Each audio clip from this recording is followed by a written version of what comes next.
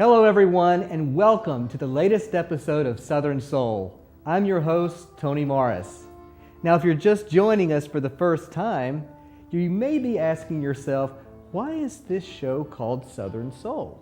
Well, let me tell you. The southern part is because originally I'm from the South, Alabama to be exact. And the soul part is because I'm a psychic medium. That's right, a psychic medium.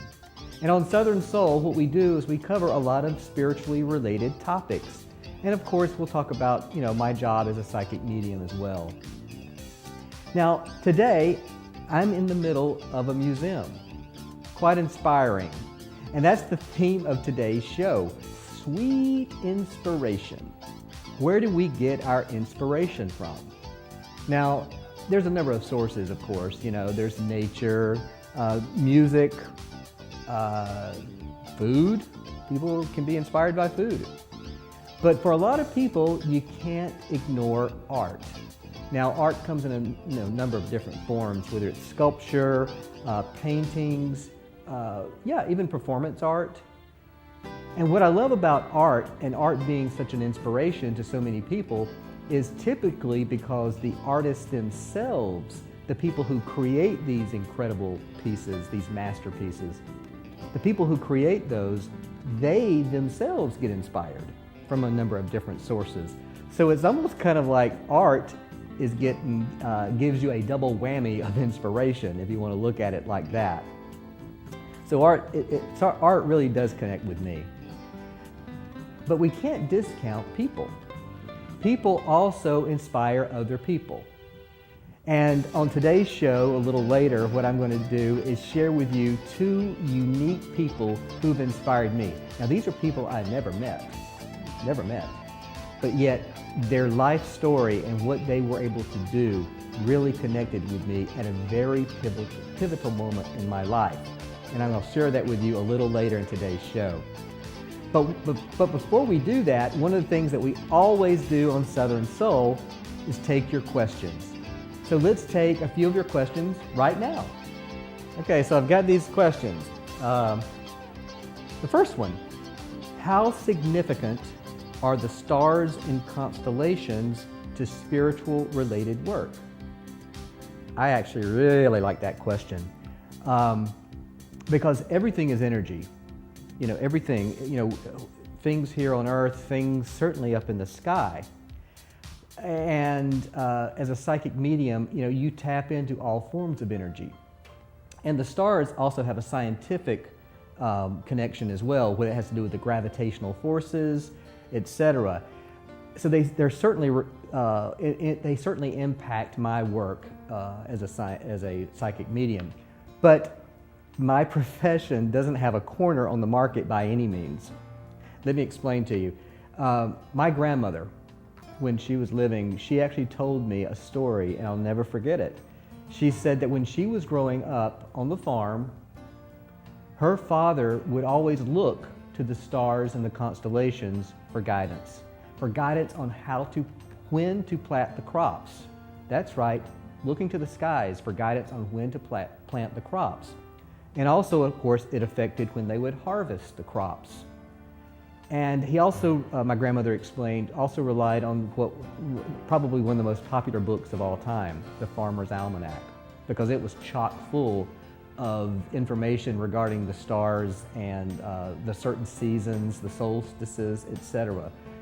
So for my grandmother to be sharing that kind of story and that kind of knowledge with me clearly tells me that yes, the stars and the skies have an impact on not just what I do, but a number of different professions. Okay? Number 2, how does one maintain a balanced chakra system? Many of you may know that chakras are the energy centers in the body, and they go from the lower part of the spine all the way to the crown of the head, and they're connected to different energy centers, sources within the body. If you ever find that there's an aspect of your life, whether it's maybe one chakra is located in the throat, and it's your speaking chakra. Speak up, voice, have a voice, speak up. And if you ever find yourself either having trouble expressing yourself or either afraid to express yourself, that could be because that chakra, that energy center, is out of whack. So here are a couple of ways that you can kind of work to get the balance in those different chakras. Meditation. Sometimes, yes. Well, all we need to do is to just find our quiet place, quiet space, tune the noise out start off with 15 minutes if you can give us 15 minutes. And it kind of brings the stress and the tension down. And when you're in meditation, certainly focus on that particular area. So if you were having trouble with your throat chakra, for example, when you're in meditation, focus deeply on healing that area, getting it balanced, and before you know it, it'll actually do the trick. So meditation is one way of doing that.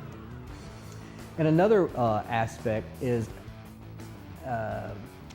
sometimes people want to have all their chakras turned up full throttle all at once. Now think about it. If you had every single appliance in your home turned up full throttle, you might have an energy drain. Your electricity, you might have a brownout or whatever. That's kind of what it's like with your chakras. So if you've got all your chakra centers operating at full throttle all at once, you might find yourself a little drained. So just be aware that, it's okay to turn off one or two energy centers in order for the others to have a more prominent role given that particular aspect of whatever you're going through at the moment. And then take turns, right? Take turns. You don't have to have all your appliances on at the same time. Let's have one more question. Is one gender more in tune intuitively than the other? Oh boy, I'm not going to get into a battle of the sexes. My answer, and I do truly believe this, that it's not one gender over another, because what really matters is the soul within the physical body. Now, physical bodies do have different,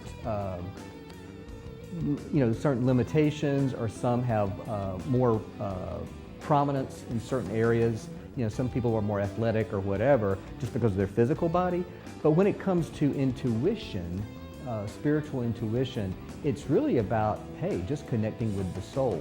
And the soul, as far as I know, is non-gender. It's the physical body that's gender-based.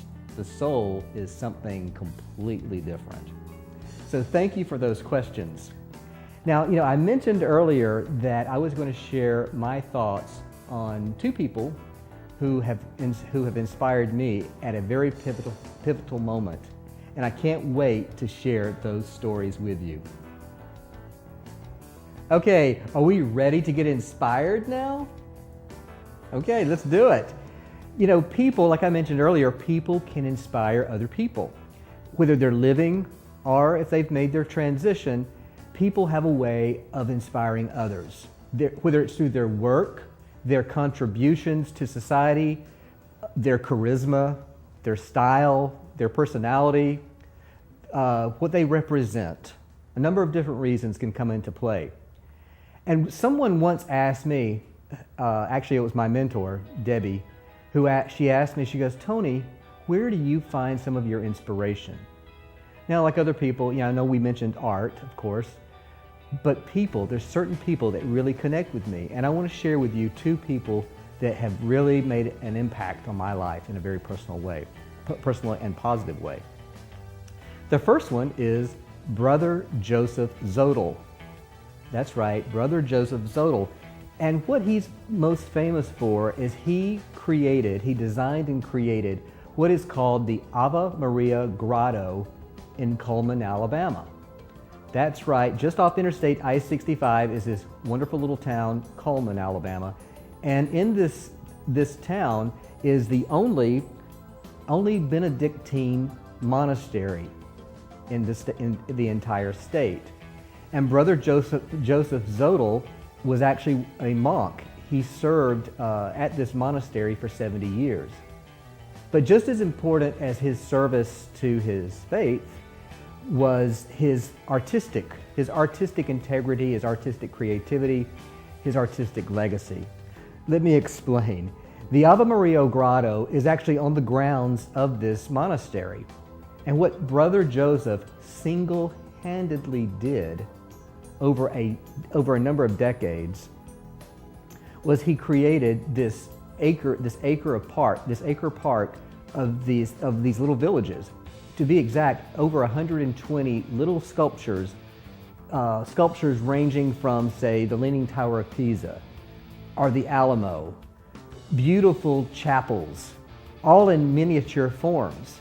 And they're created and carved in this grotto on the grounds of this monastery.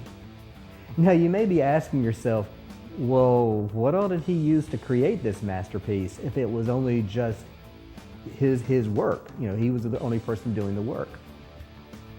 Well, he took anything and everything he could get. Everything from shards of broken pottery, broken colored glass, even old costume jewelry. And he mixed it in and created, like I said, these masterpieces of all these famous locations around the world. And it's been open since the late 1930s and continues to attract hundreds and hundreds of visitors every year. You never forget the time you spend at the Ave Maria Grotto. A little bit more background about Brother Joseph Zodel was that he was an immigrant. He came from Bavaria in 1892 to be exact. So the fact that he brought his own ancestry to the United States and honored it by creating basically this incredible artistic legacy. The other immigrant, another person who's also an immigrant rather, that I want to share with you is Simon Rodia. Simon Rodia was another immigrant, like I mentioned. He came from Italy though. And he was born in Italy and he came to the United States at age 14. And by the way, Brother Joseph Zodel came to the United States at age 14 as well. Some coincidences here. Not only were they both artists, but they both were immigrants, but they came to the U.S. at the same age. Now what Simon Rodia is famous for, he's famous for creating this incredible folk art masterpiece in the south central part of Los Angeles. It's called the Watts Towers. Now there's 17 of these towers, or these pieces on the property in the south central part of Los Angeles, one of which, the tallest tower, peaks right at 100 feet. So we're talking, this is a pretty industrious undertaking for one person. Now, again, like Brother Zodel, this took him years, decades. To be exact, with Simon Rodia, it took him more than 30 years to create this masterpiece. And again, you may be asking yourself, well, what did he use to create it? Again, anything he could put his hands on, to include metal, concrete, shards of pottery, soft drink bottles, glass, anything that was decorative that he could blend in, even seashells that he could blend in to create this masterpiece that's still there. So he really had to work against, again, when you're just doing this by yourself, it's not like you had these, a whole team of people or resources helping you. It was your vision, his work alone. And with Simon Rodia, even when he finished the work, it wasn't completed. His journey wasn't completed, because after the piece of work was completed, many people didn't like it. They thought it was an eyesore. They wanted it demolished. And it went from, after he died, it went from, say, the city government to the county government to the state government. Nobody knew what to do with it. But luckily, someone stepped in. Someone who recognized the worth and the value of what he had created. I'm happy to say that today, the Watts Towers is actually on the National Register of Prestigious Places, historic places rather, a very prestigious honor indeed. So whenever I look back on these two gentlemen, these two immigrants who both came to America at age 14, and during their midlife created this incredible experience in their lives. They knew they were supposed to create these works of art, not for their ego. They weren't doing it to pat themselves on the back or to make themselves feel great. Even though I'm sure that when you're passionate about something, it really does stir the soul. No. They were doing this because they had something they wanted to share. Something beautiful they wanted to share, and they wanted to have a lasting legacy so that many, many more generations would have the opportunity to do it as well. Those are the reasons why I connect with these two special men. And finally, the last reason why I connect with these guys, I'd like to think they were being supported and perhaps being led by some divine guidance. I know I have been.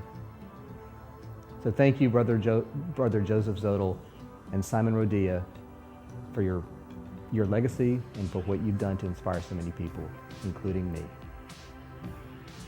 So, as you can see from at least my point of view, art and artists, especially those two that I mentioned earlier, can really serve as an inspiration for my life, and perhaps yours too. This is my favorite part of Southern Soul. I call it the Little Red Wagon segment. Now, I've always thought myself that the Little Red Wagon, it deserves to be in a museum. After all, the Little Red Wagon is the perfect testament to childhood dreams, to childhood ambition, to the inspiration that is created in your childhood. You put what you want to be, what you want to accomplish, your dreams, all in your little red wagon, and you carry it with you through your entire life. It's always there. So on today's episode of Southern Soul, what I'd like to do during the Little Red Wagon segment is a little bit of a homework. Think about it. Identify two people. Now they can't be your mom or dad, that's too easy. But think about two people that have inspired you. So take it one step further. Identify two things about those two people that really have made an impact in your life.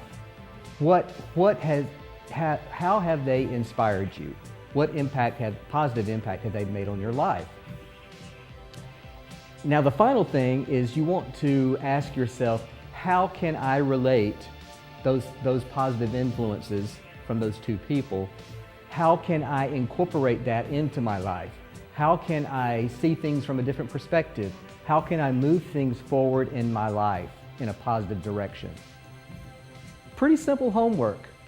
Two people, two things that associated with those two people, and then how do you want to incorporate those learnings in your daily life? Thanks so much for joining us on the latest episode of Southern Soul. I'm really glad you tuned in. And until next time, keep rolling.